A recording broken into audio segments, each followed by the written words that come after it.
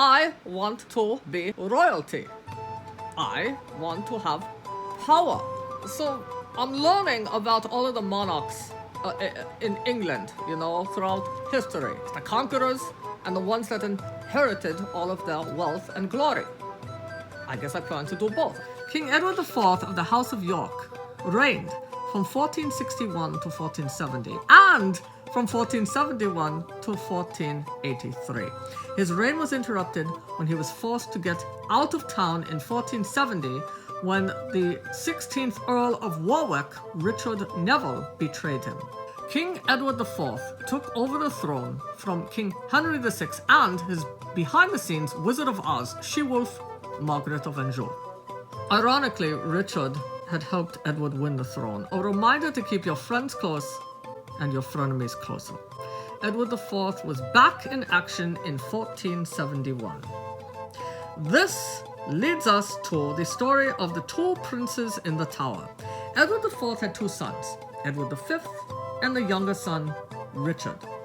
They were declared illegitimate by their not-so-loving uncle Richard III. Edward V reigned only for 2 months in 1483, although he was never crowned.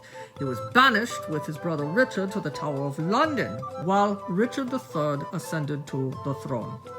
What happened to the brothers remains a mystery. We don't know how old Edward V really was when he died, because he and his brother, they just kind of disappeared. He may have been 12. The fate of Edward V and his brother is unknown, but it is popularly believed that they were murdered by their uncle, King Richard III. They basically completely disappeared from public view in 1483. They may have been smothered to death with their pillows. This inspired Shakespeare's Richard III. But another theory is that Edward simply died of an illness as he was regularly visited by a doctor. Now let's move along to the saintly and wonderful and honorable King Richard III of the House of York, who reigned from 1483 to 1485.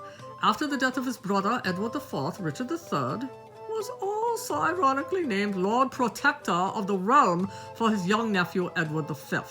So, quote-unquote, Lord Protector, quicker than you could bat a protective eyelash, declared his nephew illegitimate and stole the throne for himself. What a nice guy. He got his comeuppance though. His reign was short. He was killed at the Battle of Bosworth by his successor, King Henry VII, which marks the end of the Wars of the Roses.